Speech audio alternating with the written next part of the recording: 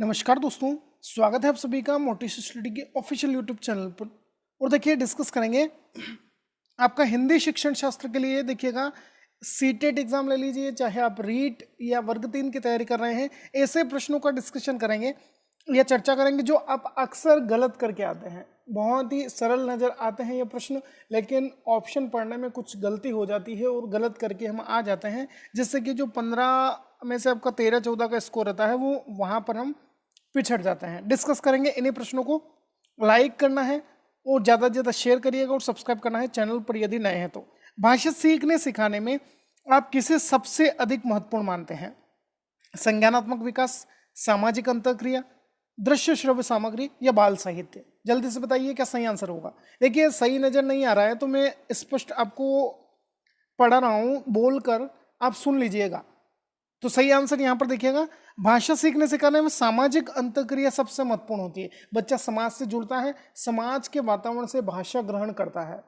ऐसा समझ में सेकंड ऑप्शन अपने को यहाँ पर टिक करना है। नेक्स्ट देखिएगा, ब्लैंक दिया है, भाषा का अति महत्वपूर्ण प्रकार्य है सुनना, अक्षर ज्ञान, संप्रेषण या लेखन? बताइएगा।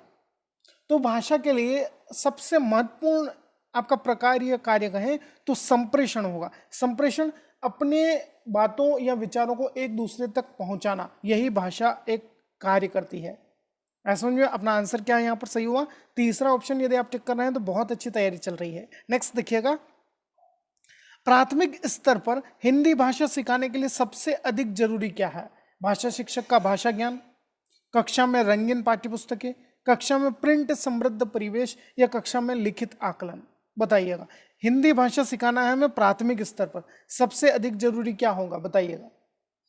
तो देखिएगा कक्षा में प्रिंट समृद्ध परिवेश होता है कि बच्चों को ज़्यादा से ज़्यादा जो भी आपका चार्ट्स होते हैं उनके माध्यम से आप उनको बताकर बच्चों को सिखाएंगे कि ये आपका अ है, ये आ है, ये आपका गिनती है, ये आपका पहाड़ है। तो बच्चे क्या करेंगे, प्रिंट समृद्ध जो चीज़ें हैं या सामग्री है, पाठ्य सामग्री या सह सामग्री, उनके माध्यम से अच्छे ढंग से भाषा पर पकड़ बना सकते हैं। नेक्स्ट देखिएगा, डिस्ग्राफिया से प्रभावित बच्चों को मुख्य रूप से ब्लैंक दिया है, में कठिनाई होती है, वीवीआईएमपी क्वेश्चन कहेंगे इसको, सुनने में, बोलने में, पढ़ने में या लिखने में? बताइएगा। तो देखिएगा यहाँ पर याद रखिएगा, ग्राफ, ग्राफ माने होता है आपका, यहाँ पर लिंक कर सकते हैं आप इसको लिखने से, ग्राफिकल पोर्शन आप लिखने से इसको संबंध कर सकते हैं। ये बहुत ही इंपॉर्टेंट क्वेश्चन है, पूछा जाता है आपसे। तो यहाँ पर सही आंसर चौथा ऑप्शन टिक करिएगा। नेक्स्ट देखिएगा, भाषा सीखने और भाषा अर्जित करने में अंतर का मुख्य आधार है भाषा की पाठ्यपुस्तकें, भाषा का लिखित आकलन, भाषा का उपलब्ध परिवेश या भाषा की जटिल संरचनाएं? बताइएगा क्या सही आंसर है। तो देखिएगा, भाषा सीखना और भाषा अर्जित करने में भाषा का उपलब्ध परिवेश मुख्य आधार होता है। किस परिवेश में आप भाषा सीखते हैं और भाषा अर्जित कर रहे हैं, वहाँ का उपलब्ध जो परिवेश है, उस परिवेश के आधार पर आप यहाँ पर मुख्य अंतर कर पाएंगे सीखने में और अर्जित करने में। नेक्स्ट देखिएगा, हिंदी गद्य शिक्षण की पाठ योजना में उद्देश्य कथन आता है, पूर्व ज्ञान के पश्चात आएगा, प्रस्तावना के पश्चात आएगा, आदर्श वाचन के पश्चात या मौन वाचन के पूर्व आएगा? बताइएगा। पाठ योजना में या हिंदी गद्य शिक्षण करवा रहे हैं, लेसन प्लानिंग या पाठ योजना में आपका उद्देश्य कथन कब आता है? बताइएगा। तो प्रस्तावना प्रश्न के पश्चात, मतलब प्रस्तावना प्रश्न आएंगे उसके बाद आपका उद्देश्य कथन आता है। ध्यान रखिएगा, बहुत ही इंपॉर्टेंट क्वेश्चन है यह। नेक्स्ट क्वेश्चन देखिएगा, बालक की मातृभाषा से ही प्रारंभिक शिक्षा का आरंभ माना जाता है, यह किसका कथन है? मॉन्टेस्री, महात्मा गांधी, फ्रॉबेल या किलपैट्रिक? तो बिल्कुल सही है, महात्मा गांधी जी का कथन होगा, बालक की मातृभाषा से ही प्रारंभिक शिक्षा आरंभ होती है, महात्मा गांधी जी का कथन है। सेकंड ऑप्शन टिक करिएगा। नेक्स्ट है, प्रमुख भाषाई कौशल के अंतर्गत इनमें से कौन एक नहीं आता है? सुनना, बोलना, लिखना या फिर दिया है हंसना? तो यहाँ पर सही आंसर भी अपना तीसरा ऑप्शन यहाँ आएगा, भाषाई कौशलों के अंतर्गत एक नहीं आता है तो हंसना नहीं आएगा। ऐसा समझ में, यहाँ पर पढ़ना आता है, ध्यान रखिएगा।